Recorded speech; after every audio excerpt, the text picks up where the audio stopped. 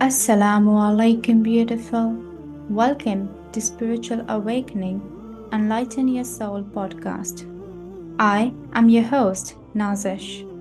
I found my inner light through self-healing.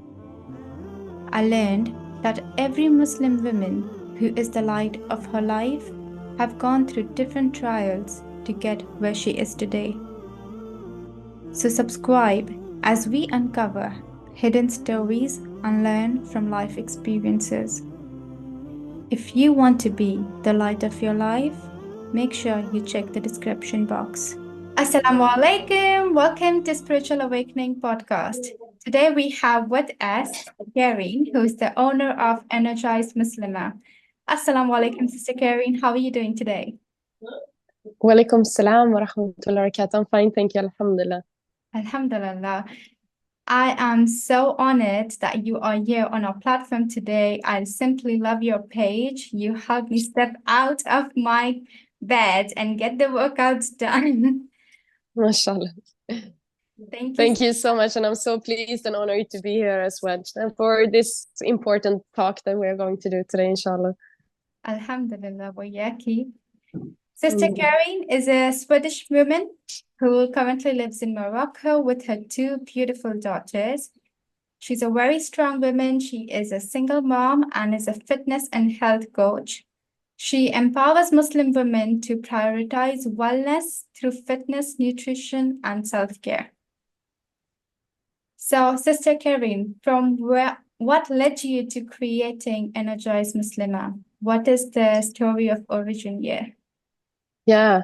So I started out in the fitness industry already when I was 18. And when I lived in Qatar in 2010, that was when I reverted to Islam. And at that time, it was immediately clear to me that I wanted to take all of my fitness experience and the love that I have for fitness and bring that into the mainstream for Muslim women. So that's what I wanted to create. And at that time, I was working face to face with clients. And approximately 7 years ago, actually in 2017, that's when I started my business and I took my business online. And that was also clear to me that I wanted to have a name that is clearly telling my audience what it is that I do, what I want to achieve for them, which is naturally it is how I help my Muslim moms and women to make them energized through fitness, nutrition, mindset, and lifestyle. MashaAllah, tabarakallah. Amazing work that you do. I wanted to talk about the life that you had before embarking on this journey. So before you tapped into your higher self, what did your life look like back then?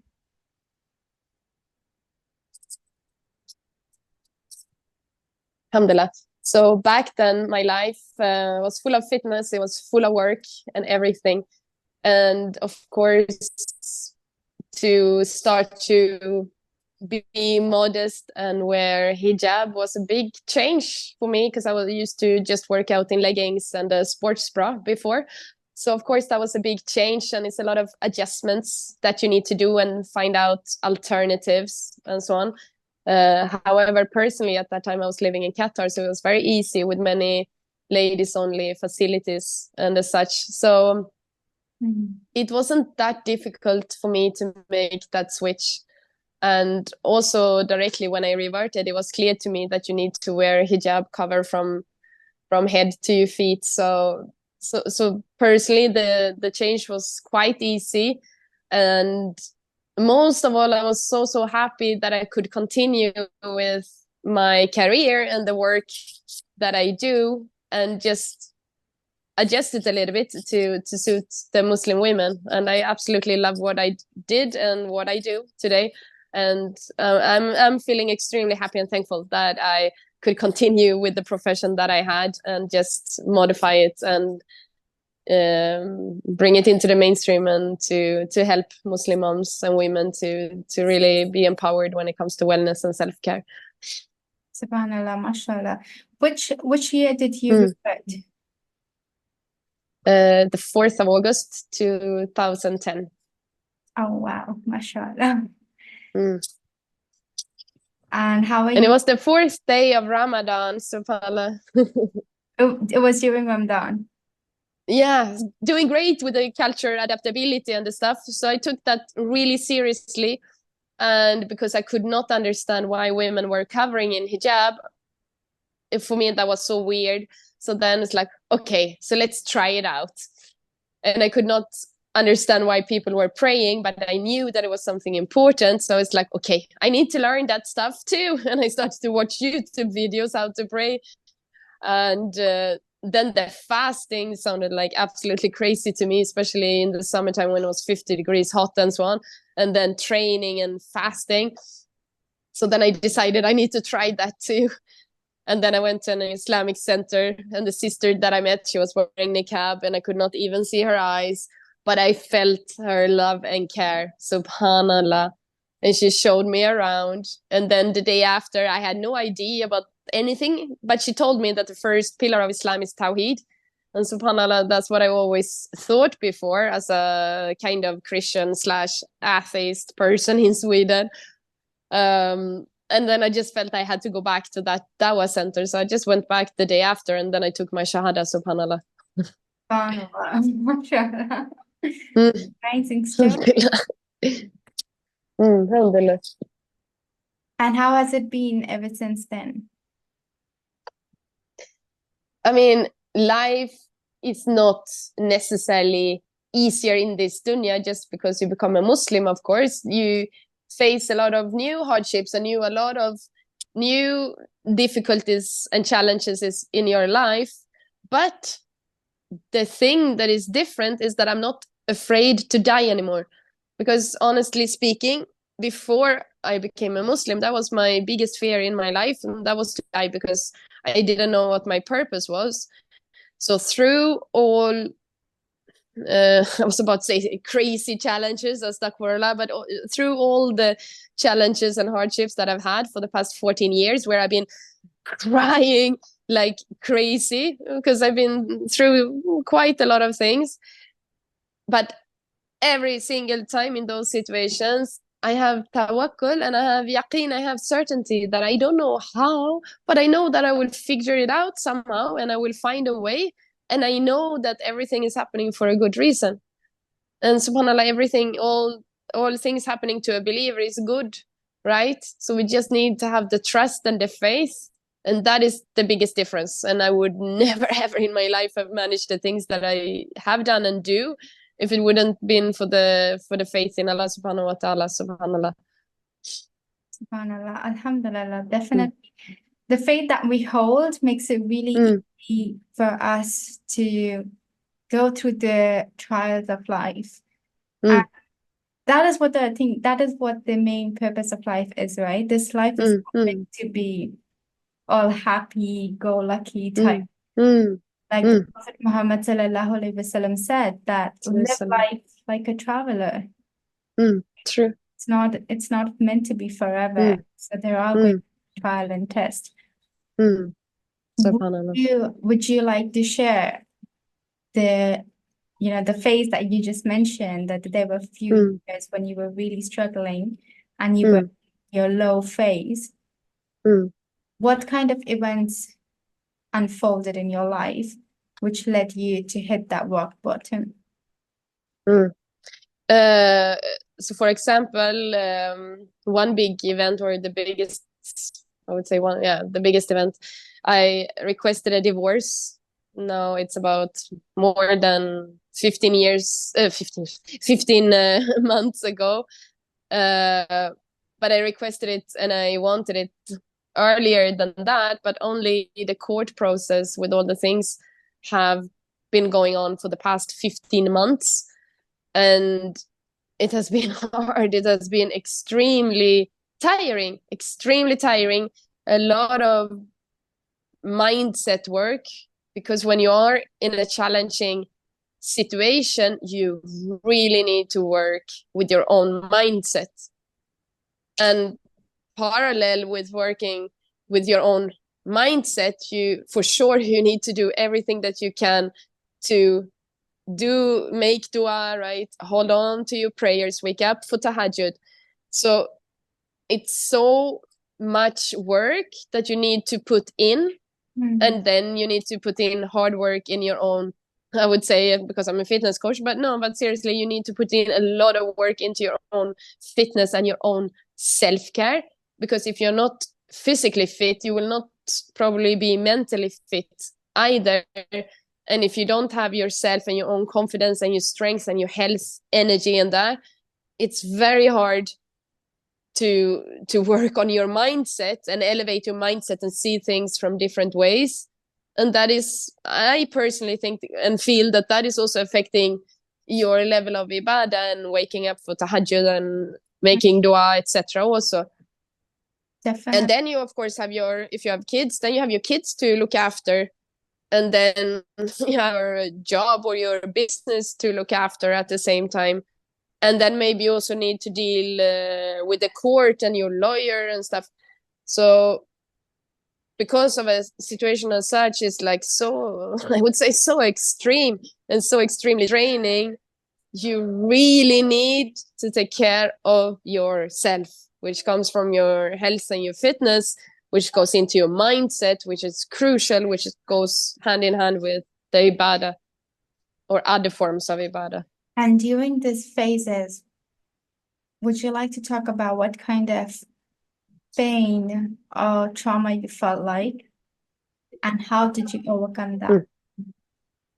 Yeah, so if you, for example, if you're going through a divorce, there's a lot of practical things that you need to deal with, and you need to look after your kids. You need to ensure the health and the well-being of them, right? And yourself, of course, also. But most of all, I would say in a difficult or traumatic situation as such, you are dealing with so much fear and so much insecurities and so much scarcity, maybe. Going to a court, sitting in front of a judge is not a fun thing. Having to deal with police in police office is not a fun thing. Having to deal with a lot of men in a new culture, speaking another language, is a lot of very, very challenging situations. And with your fear of how am I going to pull this off? What am I going to do? How am I going to do it? And maybe it is you will be in a financially pressed, difficult situation. Maybe you're even hungry. Maybe you don't know how to pay your bills. There are so many feelings of unknown, of unseen, of uncertainty. And then, feeling anxious because you don't know how you're going to pull things off. And you do not have the luxurious thing of relaxing. You have to relax to a certain degree, but you have to pull things off. Because as a Muslim in general, you can never, ever give up. And if you are in a challenging situation, you certainly cannot give up. You have to pull it off. So you must find that sweet balance of looking after yourself and relaxing when needed with self-love and compassion. But you also really need to get going and pull it off, which can be really, really hard. Definitely. Yeah. Okay, you got a new apartment, you moved into a new home, and then maybe you're afraid, how am I going to fix this with the rents and so on? But then I prayed Istekhaara. I did pray Istekhaara, right? And then you have taken the decision and you did put your trust in Allah and you did pray Istekhaara. Then okay, it's going to be fine. It's going to be fine. It have to be fine, right? Right, definitely.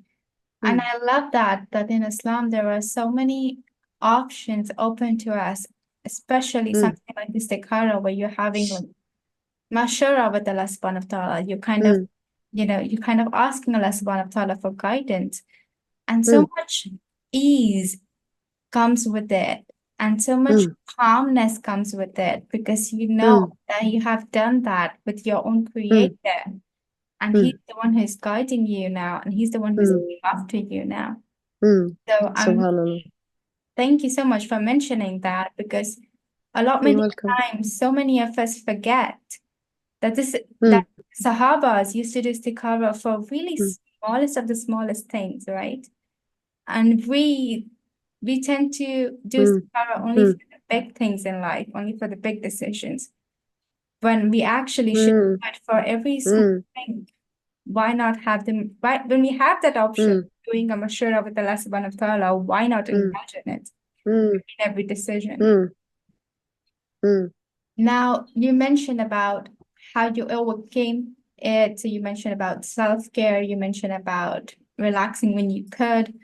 Can you, and istikhara, definitely. Can you elaborate what kind of in terms of spirituality, what kind of things you put in practice to, get that calmness amidst the storm you were going through? So when possible, to wake up for Tahajudd, for sure, that is one of the very important things. Because then the dua that you make in Tahajudd is like the arrow towards its target, right? So the peace and tranquility feel when you wake up for Tahajudd, when everything is quiet, you pray, you are awake. Important every time when I oversleep, because yes, it does happen that I oversleep. I'm feeling sick, and I'm thinking about all moms and women that normally wakes up like that every morning. I feel sick after one day, subhanallah. So that is for sure important. And sure, also really do your best to hold on to your 5 daily prayers, because when you start to sleep with your prayers, then you become even more anxious, or at least when I started to, sometimes that happens, and it's like, just soon, I will just clean the dishes, or I will just do this. And we all know how that goes.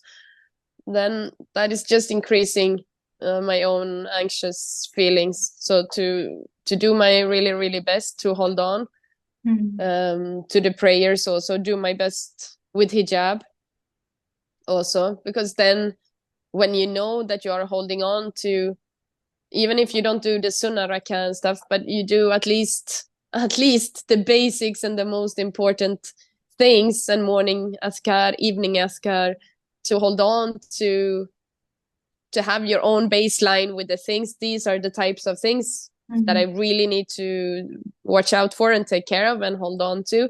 Then that also helps you to feel calm and close to Allah, because like, okay, I do pray. Yes, I do pray.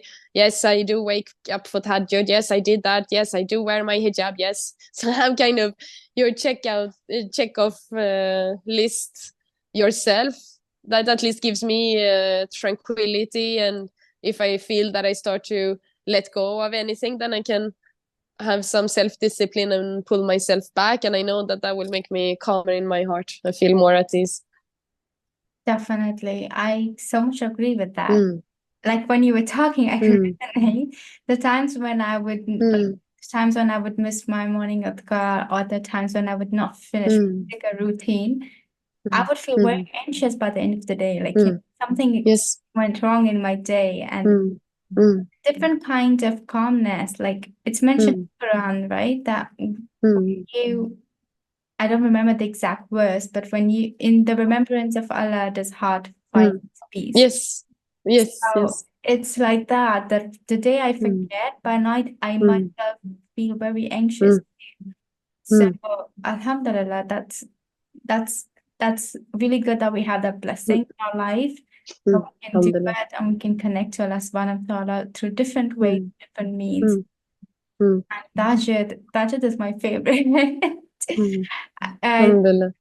I think it's the best way to heal spiritually. From my healing journey, I would say that Tahajudd was the game changer. And as a mom, it kind of hits different, right? When your kids are sleeping and you get to just, it's just you and Allah subhanahu wa ta'ala in the middle of the night, and you just pour your heart out to Jude. So alhamdulillah for Tahajudd as well. What was, like, when you were in that phase, was there any guiding light in terms of, were there any people who are helping you out, who are guiding you? Alhamdulillah, I have a rich network, both online and with friends in different countries, in Sweden, here in Morocco, and in different parts of the world, mashallah. And I'm also taking different courses on self-development myself. I've also had Islamic or Muslim counselors. So when it's the same as with fitness, right? When you are going through a difficult phase, that is exactly when you need a coach and when you need to take care of yourself even more. Because unfortunately, it's very often in our community or with potential clients that I speak to, they can be, no, I'm going through something difficult now, so I need to wait taking care of myself. So no, that is exactly when you need it the most, right? Yeah. Because if it wouldn't have been for all amazing both sisters and brothers that I have around me, I mean, Khalas Safi, I would not have been where I am today. And if you're going through something difficult with a narcissist or whatever you're going through, it affects your mental health. And if things are affecting your mental health, it affects your children if you have children also. And you will not be of benefit for anyone. And ideally, you are taking care of yourself so that you can be a benefit for this ummah, for the community. Take care of yourself, and then you need help and support. And you need someone to speak to. Also, you need different type of key people. You need a scholar friend. I have one. That was great. I have a scholar friend that I ask some certain things. I have my best friend forever that I can just blah, blah, blah. And I can say the same things 500 times and she never gets tired. Yeah. And then she will be there and she will tell you 599 times, you are a good mom, Carin. You are doing your best. It's like, okay. Because it's so easy to be too hard on yourself, right? Okay. And then maybe you need your psychologist or you need your counselor that can guide you on your mindset, how to think, how to do in order to progress forward. That's true. That's true. And you just reminded me, I had a client, I think it was yesterday, and she came back to me after 2 weeks. And otherwise, she's a very regular one. So I was genuinely worried for her. And when she came back, I asked her, and she told me that she was struggling with something, and that's why she isolated herself, because she was feeling like she can't come to me with that. And I was like, that's the problem. This is when you actually need to seek support, and you don't. You tend to isolate yourself, you tend to question yourself, you tend to feel more guilty, ashamed, all of that. And that's when I reminded her that this is a safe space. No judgments are going to be passed here. This is what we had agreed on our first call. Exactly. So, and I'm sharing this with you is, there are so many women out there who probably have coaches or probably even have therapists, or don't have coaches and therapists in life, but they know that they do exist, but they don't tend to go out for help because of that mental block, or because of a family member telling them that, only crazy people go to therapists. What would you tell them? What would you advise them?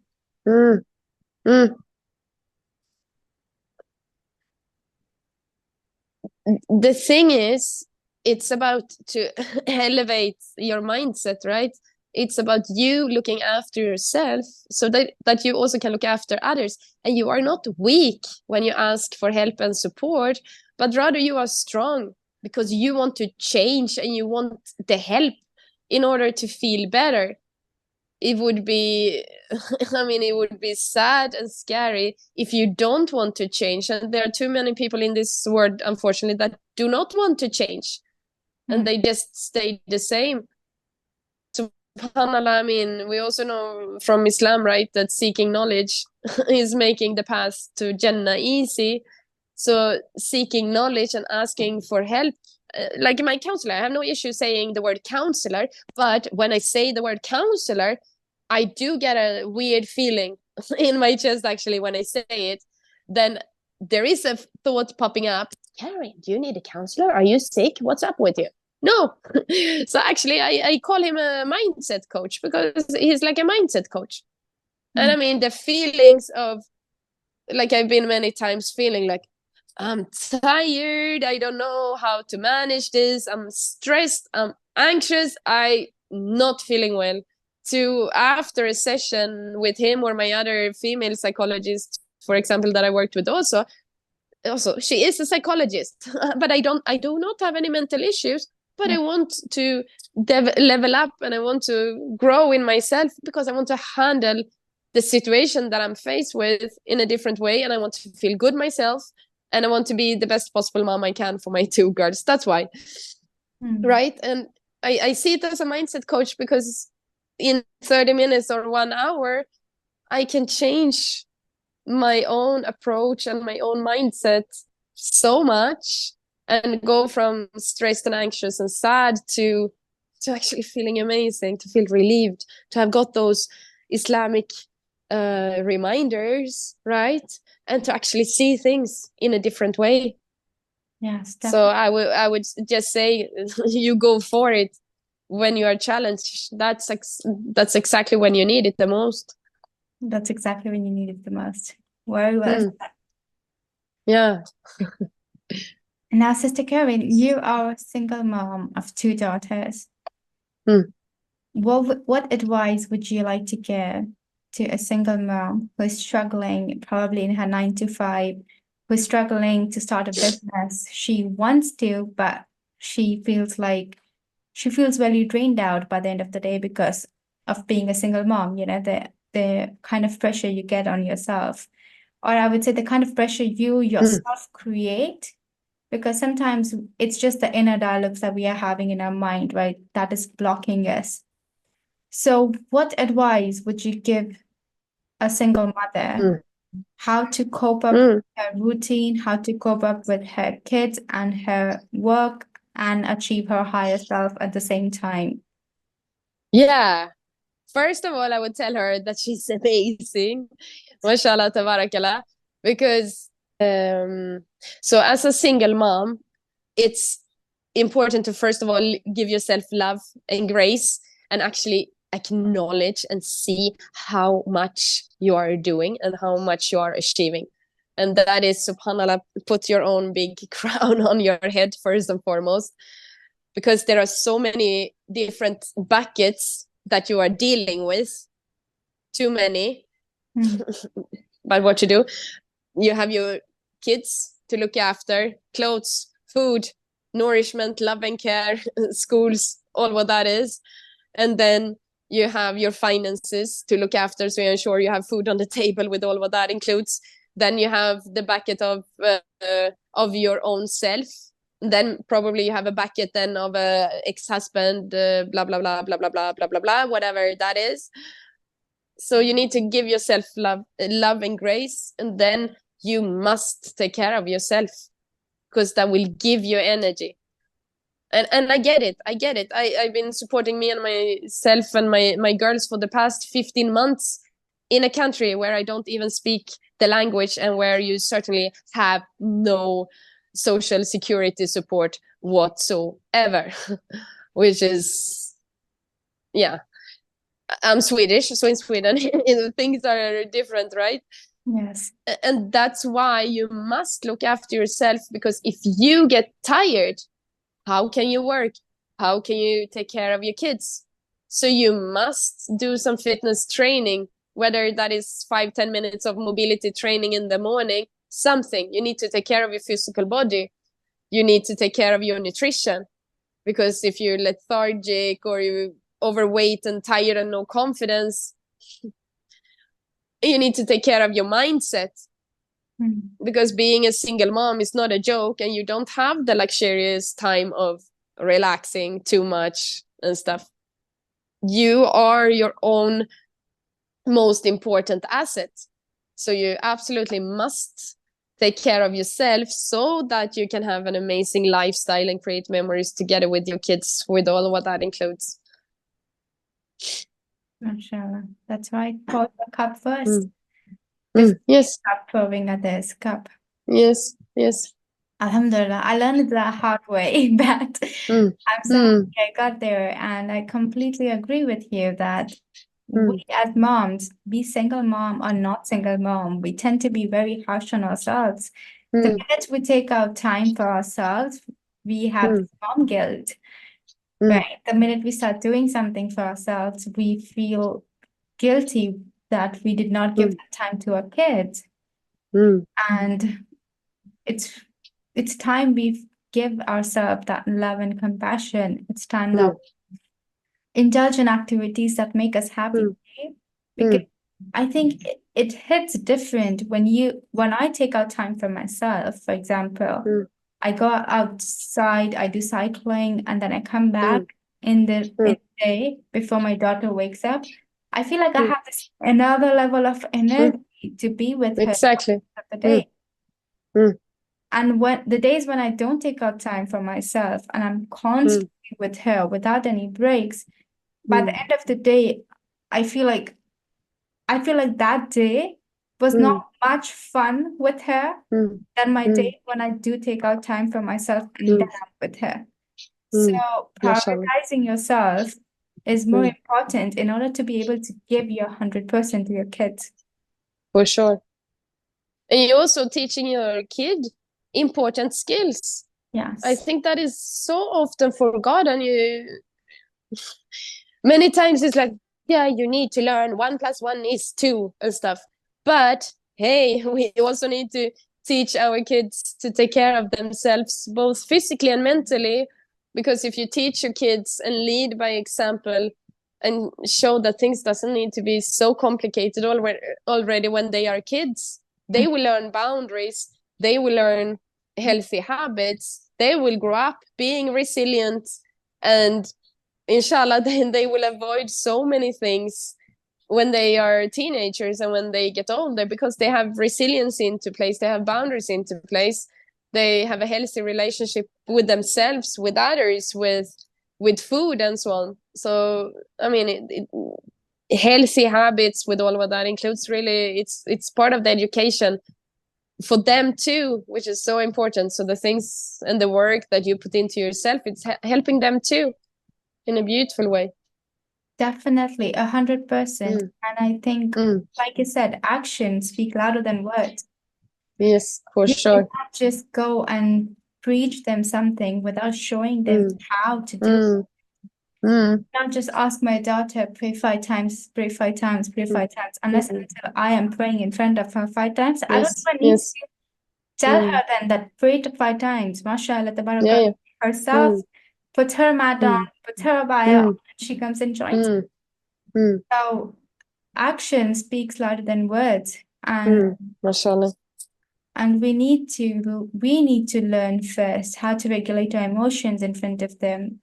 We need to learn first how to actually be better humans, how to actually be better believers in the eyes of Allah subhanahu wa ta'ala.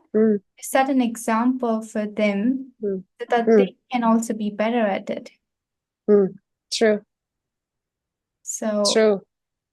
I'm so happy that you mentioned that, because a lot of people struggle with that in their motherhood, right? So many clients of mine would come and tell me that my kids didn't do that, my kids didn't do this. And when I ask them, they don't do it themselves. So I'll be like, it starts with us. Yeah, it starts with us. We need to put that action first. True. Environment really matters. It's so true. It's so true. And we should not have guilt or feeling, selfish. I hate when someone would say, "Oh, you're so selfish." No, you're not selfish. You are just giving love back to yourself because you're giving all the time, and it's beautiful education for your kids. It's beautiful education for your kids also. Yes, definitely. Alhamdulillah. Alhamdulillah. What advice would you give to somebody who is struggling with low iman, or who is a revert and feels very lost in her, because it's been so many years since you've been a revert.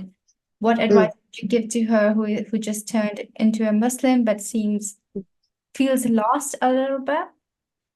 What one advice would you give them to level up their iman and to get closer to Allah subhanahu wa ta'ala? I would say one of the most important things is to learn and to study the religion from, for example, Islamic Online University, Open University, whatever exactly the name is nowadays, IOU, because it's so easy in this world to have born, and I'm speaking very transparent here as always, it's very easy, and it has happened in my life, to have born Muslims telling you that you don't understand the religion just because you were not born Muslim or because you don't speak Arabic. And it's very easy to have people telling you things all the time. But we always must remember, and we always must go back to the Quran and the Sunnah. And there's nothing better than actually learning from the sources ourselves, such as IOU Online University, and learn the things. And they have beautiful courses for new Muslims also, mashallah. And then just as it is in fitness, we want to push forward, but keeping it sweet so that it's manageable also. So if it is that you put on niqab the second day and you change your name and you do two big dramatic changes too fast and you don't know why you're doing it, or it happened too fast, then it can be difficult to keep up. So as with everything, you need to know why you are doing the things you are doing, because when you know why you're doing the different things, then you have a complete different feeling about it, and understanding, of course. And then hopefully you have good friends around you that will help you to bring out the best of you and to help you to bring you closer to Allah subhanahu wa ta'ala. Because if you would stay with your old friends that are not Muslims, then it's difficult to practice the religion and come closer to Allah. Very, very well said. I love your answer. And I'll quickly sum it up. I love how you said that you need righteous friends, 100%. Let's not forget Quran mentions the benefits of having a righteous friends, especially in the life after this life, where we get to call out our friends in Jannah, where we get to ask Allah subhanahu wa ta'ala that this person with me praying salah, or this person with me, I was holding them accountable for my Quran, where are they now? And we get to have them in Jannah with us. So it's very important to have righteous friends. It's very important to share our journey with them. And I love how you mentioned that always turn back to Quran. For knowledge, turn back to Quran. And I cannot relate much with the revert perspective, but I've had people in my life as well who would come and tell me, do this, do that, do this, do that, do this, do that. But sometimes we need to remind ourselves that no matter that advisors are in the good intention, but it's important to see what Quran is actually teaching us. What does Quran say about it? So always turning back to the Quran. Yes. And last but not the least, I loved the bit where you said that, have your big why. Don't immediately rush into doing things without having your big whys. Because even in Islam, intention is very important. Having the niyyah, it's like seed. Niyyah is basically in Arabic. So having a niyyah, having that intention is very important. And sure. that's why I loved how you said that. Set your big whys first. So the time when you feel overwhelmed, the time when you feel like you're going to fall back, you can go back to your big why and get back to the things that you want to do. Jazakallahu khairan, Mr. Carin. Alhamdulillah. It was amazing having this talk with you, and I hope Allah puts barakah in it, and that will be beneficial for the sisters, inshallah. Inshallah, Allahumma ameen. I thoroughly enjoyed this conversation and so Me many too. beautiful reminders for me, and I'm sure so many beautiful reminders for all of our sisters who are watching this. Alhamdulillah. And I love what you do, girls. If you Thank have you so much. out Sister Carin's page, please go through Energized Muslima. She has amazing content, really influencing Thank you so mashallah. much. May Allah subhanahu wa ta'ala put more barakah in your life and in your work. Allahumma ameen. Ameen, and yours. Ameen. All right, sister, I'll let you go. Jazakallahu khairan for your time. Fi amanillah. Thank you so much. Fi amanillah. Ma salama.